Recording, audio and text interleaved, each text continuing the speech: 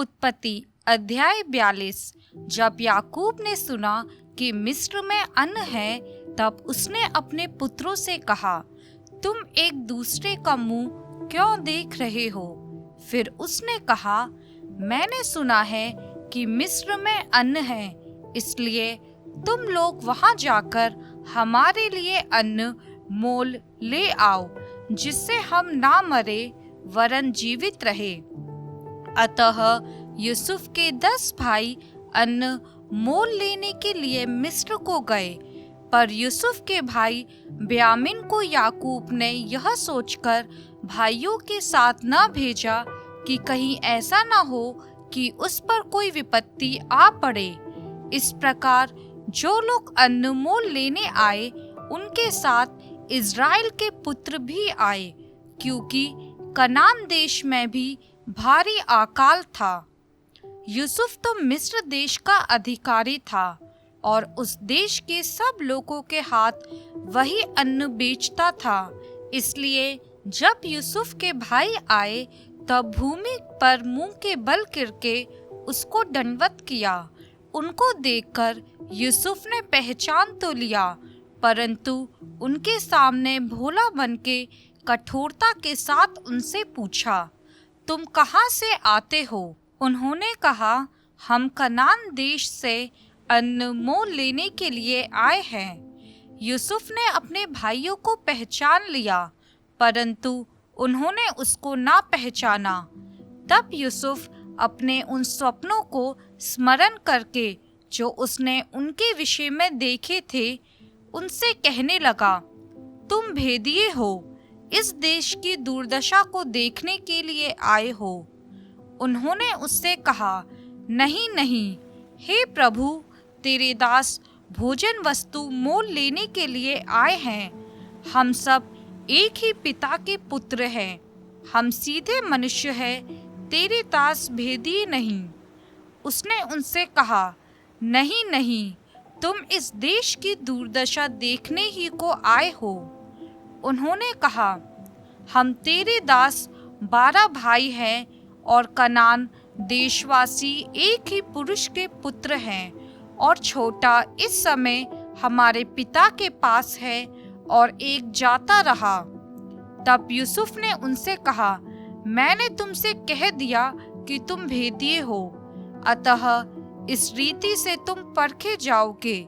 फिरौन के जीवन की शपथ, जब तक तुम्हारा छोटा भाई यहाँ ना आए, तब तक तुम यहाँ से निकलने न पाओगे। इसलिए अपने में से एक को भेज दो कि वह तुम्हारे भाई को ले आए, और तुम लोग बंदी रहोगे। इस प्रकार तुम्हारी बातें परखी जाएंगी कि तुम में सच्चाई है कि नहीं। यदि सच्चे न ठहरे, तब तो फिरौन के जीवन की शपथ तुम निश्चय ही भेदिए समझे जाओगे। तब उसने उनको 3 दिन तक बंदीगृह में रखा। तीसरे दिन यूसुफ ने उनसे कहा, एक काम करो, तब जीवित रहोगे, क्योंकि मैं परमेश्वर का भय मानता हूँ। यदि तुम सीधे मनुष्य हो, तो तुम सब भाइयों में से एक जन इस बंदीगृह में बंधुआ रहे, और तुम अपने घर वालों की भूख मिटाने के लिए अन्न ले जाओ, और अपने छोटे भाई को मेरे पास ले आओ। इस प्रकार तुम्हारी बातें सच्ची ठहरेंगी और तुम मार डाले न जाओगे। तब उन्होंने वैसा ही किया। उन्होंने आपस में कहा, निसंदेह हम अपने भाई के विषय में दोषी है, क्योंकि जब उसने हमसे गिड़गिड़ाकर विनती की, तब भी हमने यह देखकर कि उसका जीवन कैसे संकट में पड़ा है, उसकी न सुनी। इसी कारण हम भी अब इस संकट में पड़े हैं। रूबेन ने उनसे कहा, क्या मैंने तुमसे न कहा था कि लड़के के अपराधी मत बनो? परंतु तुमने न सुना। देखो, अब उसके लहू का पलटा लिया जाता है। यूसुफ की और उनकी बातचीत एक दुभाषिया के द्वारा होती थी। इससे उनको मालूम न हुआ कि वह उनकी बोली समझता है। तब वह उनके पास से हटकर रोने लगा। फिर उनके पास लौटकर और उनसे बातचीत करके उनमें से शिमोन को छांट निकाला और उनके सामने उसे बंदी बना लिया।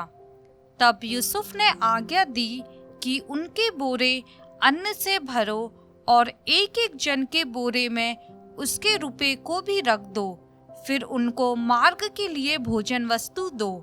अतः उनके साथ ऐसा ही किया गया।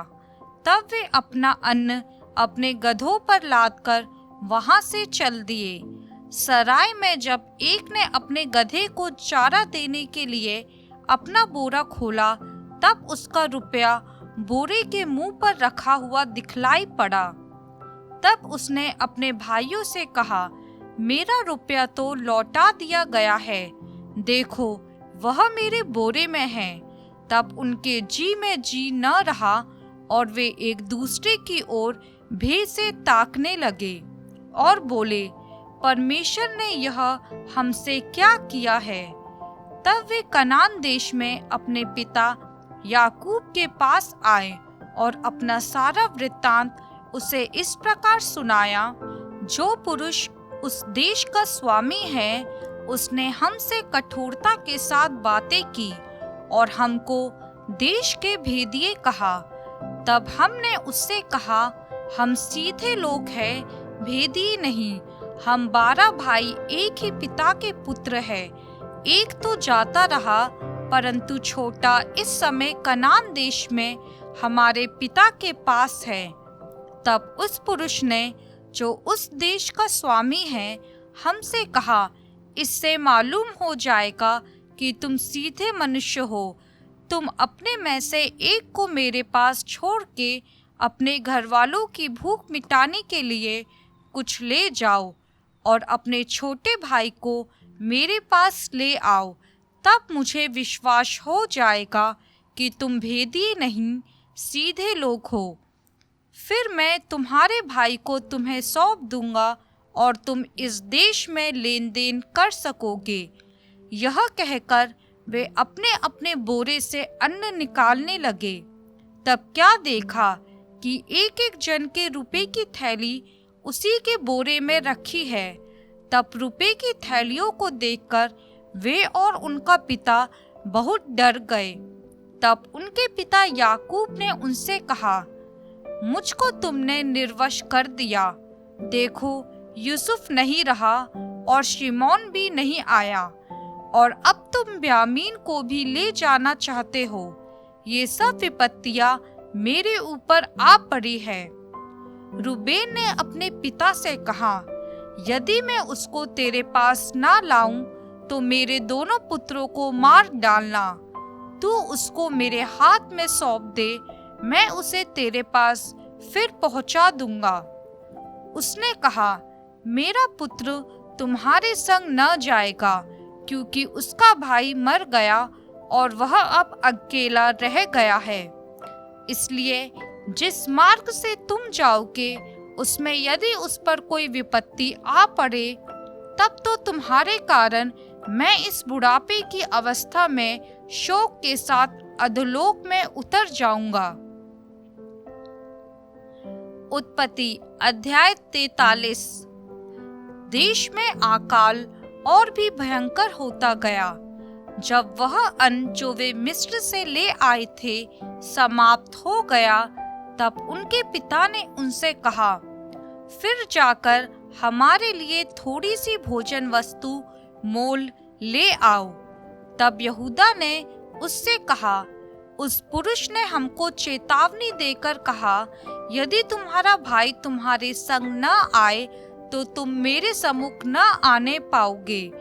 इसलिए यदि तू हमारे भाई को हमारे संग भेजे, तब तो हम जाकर तेरे लिए भोजन वस्तु मोल ले आएंगे। परंतु यदि तू उसको न भेजे तो हम न जाएंगे, क्योंकि उस पुरुष ने हमसे कहा, यदि तुम्हारा भाई तुम्हारे संग ना हो तो तुम मेरे सम्मुख न आने पाओगे। तब इज़राइल ने कहा, तुमने उस पुरुष को यह बताकर कि हमारा एक और भाई है, क्यों मुझसे बुरा बर्ताव किया? उन्होंने कहा, जब उस पुरुष ने हमारी ओर हमारे कुटुंबियों की स्थिति के विषय में इस रीति पूछा, क्या तुम्हारा पिता अब तक जीवित है? क्या तुम्हारे कोई और भाई भी है? तब हमने इन प्रश्नों के अनुसार उससे वर्णन किया। फिर हम क्या जानते थे कि वह कहेगा, अपने भाई को यहाँ ले आओ। फिर यहूदा ने अपने पिता इज़राइल से कहा, उस लड़के को मेरे संग भेज दे कि हम चले जाएं, इससे हम और तू और हमारे बाल बच्चे मरने न पाएंगे वरन जीवित रहेंगे। मैं उनका जामिन होता हूँ, मेरे ही हाथ से तू उसको वापस लेना। यदि मैं उसको तेरे पास पहुँचाकर सामने न खड़ा कर दूँ तो मैं सदा के लिए तेरा अपराधी ठहरूंगा। यदि हम लोग विलंब न करते तो अब तक दूसरी बार लौट आते। तब उनके पिता इज़राइल ने उनसे कहा, यदि सचमुच ऐसी ही बात है तो यह करो, इस देश के उत्तम उत्तम वस्तुओं में से कुछ कुछ अपने बोरों में उस पुरुष के लिए भेंट ले जाओ, जैसे थोड़ा सा बलसान और थोड़ा सा मधु और कुछ सुगंध द्रव्य और गंधरस, पिस्ते और बादाम। फिर अपने अपने साथ दुना रुपया ले जाओ, और जो रुपया तुम्हारे बोरों के मुंह पर रखकर लौटा दिया गया था उसको भी लेते जाओ। कदाचित यह भूल से हुआ हो। अपने भाई को भी संग लेकर उस पुरुष के पास फिर जाओ, और सर्वशक्तिमान ईश्वर उस पुरुष को तुम पर दयालु करेगा, जिससे कि वह तुम्हारे दूसरे भाई को और बेयामीन को भी आने दे, और यदि मैं निर्वश हुआ तो होने दो। तब उन मनुष्यों ने वह भेंट और दुना रुपया और बेयामीन को भी संग लिया और चल दिए, और मिस्र में पहुंचकर यूसुफ के सामने खड़े हुए। उनके साथ बेयामीन को देखकर यूसुफ ने अपने घर के अधिकारी से कहा, उन मनुष्यों को घर में पहुंचा दो और पशु मार के भोजन तैयार करो, क्योंकि वे लोग दोपहर को मेरे संग भोजन करेंगे। तब वह अधिकारी पुरुष यूसुफ के कहने के अनुसार उन पुरुषों को यूसुफ के घर में ले गया। जब वे यूसुफ के घर को पहुंचाए गए, तब वे आपस में डरकर कहने लगे, जो रुपया पहली बार हमारे बोरों में लौटा दिया गया था, उसी के कारण हम भीतर पहुंचाए गए हैं, जिससे कि वह पुरुष हम पर टूट पड़े और हमें वश में करके अपने दास बनाए और हमारे गधों को भी छीन ले। तब वे यूसुफ के घर के अधिकारी के निकट जाकर घर के द्वार पर इस प्रकार कहने लगे, हे हमारे प्रभु, जब हम पहली बार अनमोल लेने आए थे, तब हमने सराय में पहुंचकर अपने बोरों को खोला तो क्या देखा कि एक एक जन का पूरा पूरा रुपया उनके बोरों के मुंह पर रखा है। इसलिए हम उसको अपने साथ फिर लेते आए हैं, और दूसरा रुपया भी भोजन वस्तु मोल लेने के लिए लाए हैं। हम नहीं जानते कि हमारा रुपया हमारे बोरों में किसने रख दिया था। उसने कहा, तुम्हारा कुशल हो, मत डरो। तुम्हारा परमेश्वर, जो तुम्हारे पिता का भी परमेश्वर है, उसी ने तुमको तुम्हारे बोरों में धन दिया होगा। तुम्हारा रुपया तो मुझको मिल गया था। फिर उसने शिमोन को निकालकर उसके संग कर दिया। तब उस जन ने उन मनुष्यों को यूसुफ के घर में ले जाकर जल दिया। तब उन्होंने अपने पाँव को धोया। फिर उसने उनके गधों के लिए चारा दिया। तब यह सुनकर कि आज हमको यही भोजन करना होगा, उन्होंने यूसुफ के आने के समय तक, अर्थात दोपहर तक, उस भेंट को इकट्ठा कर रखा। जब यूसुफ घर आया, तब वे उस भेंट को जो उनके हाथ में थी उसके सम्मुख घर में ले गए और भूमि पर गिरकर उसको दंडवत किया। उसने उनका कुशल पूछा और कहा, क्या तुम्हारा वह बूढ़ा पिता जिसकी तुमने चर्चा की थी कुशल से है? क्या वह अब तक जीवित है? उन्होंने कहा, हाँ, तेरा दास हमारा पिता कुशल से है और अब तक जीवित है। तब उन्होंने सिर झुकाकर फिर दंडवत किया। तब उसने आंखें उठाकर और अपने सके भाई ब्यामीन को देखकर पूछा, क्या तुम्हारा वह छोटा भाई जिसकी चर्चा तुमने मुझसे की थी यही है? फिर उसने कहा, हे मेरे पुत्र, परमेश्वर तुझ पर अनुग्रह करे। तब अपने भाई के स्नेह से मन भर आने के कारण और यह सोचकर कि मैं कहाँ जाकर रोऊं, यूसुफ तुरंत अपनी कोठरी में गया और वहाँ रो पड़ा। फिर अपना मुंह धोकर निकल आया और अपने को शांत कर कहा, भोजन परोसो।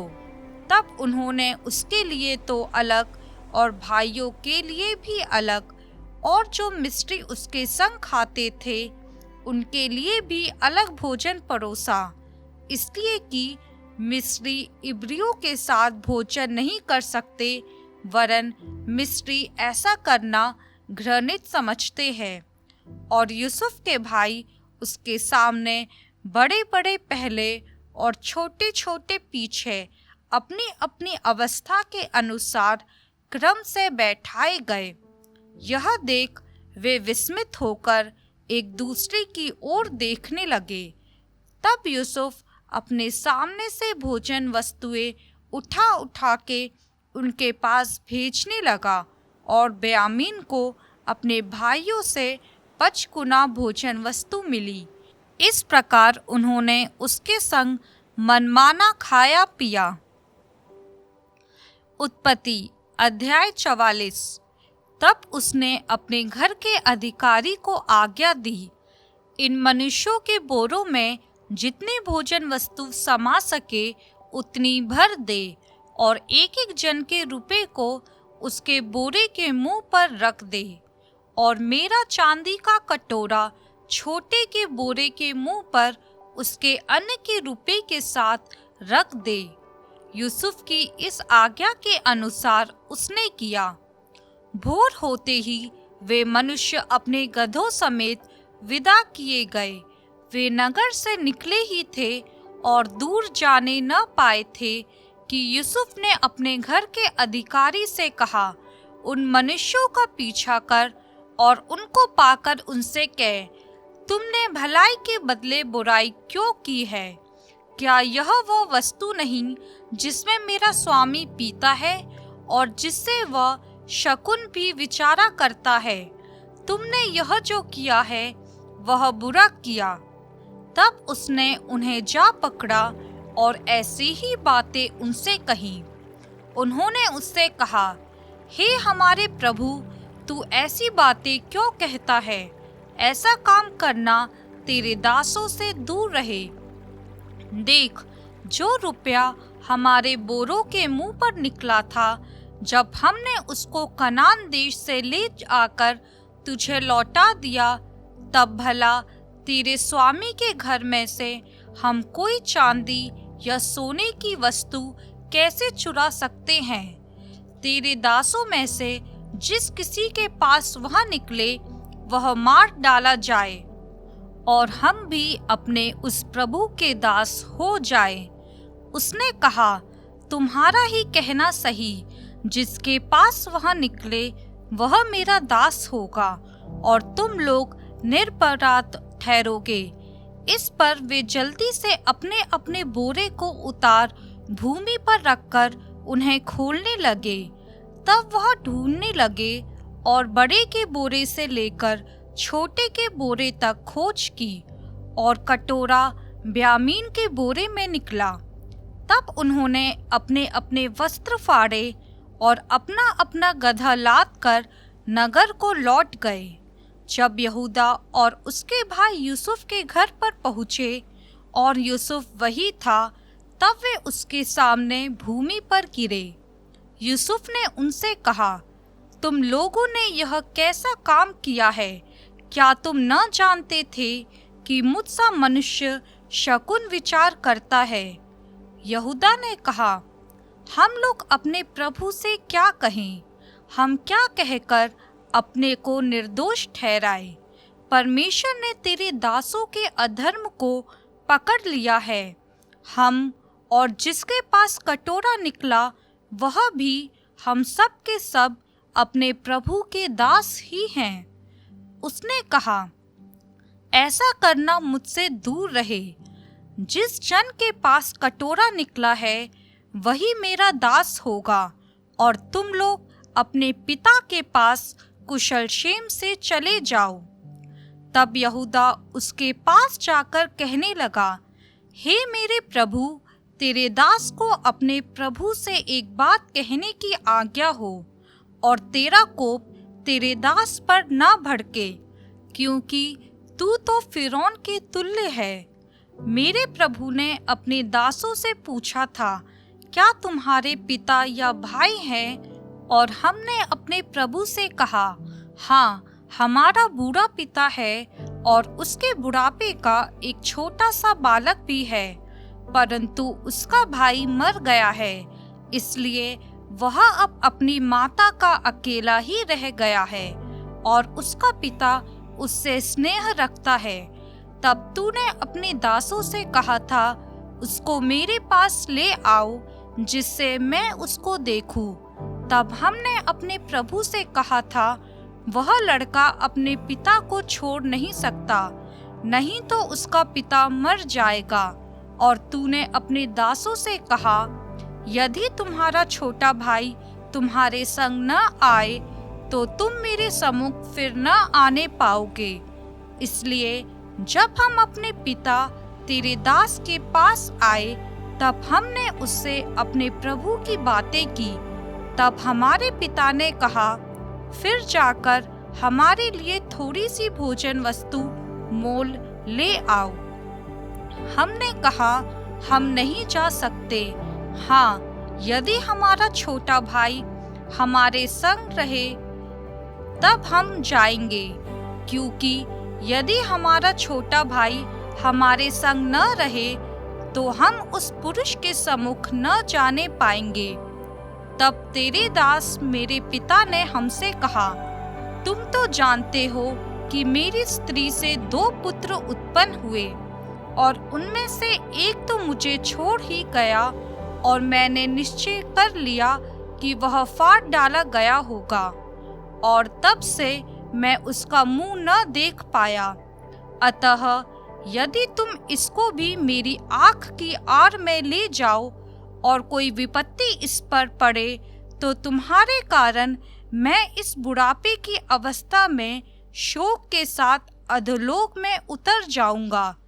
इसलिए जब मैं अपने पिता तेरे दास के पास पहुंचूं और यह लड़का संग न रहे, उसका प्राण जो इसी पर अटका रहता है, इस कारण यह देखे कि लड़का नहीं है, वह तुरंत ही मर जाएगा।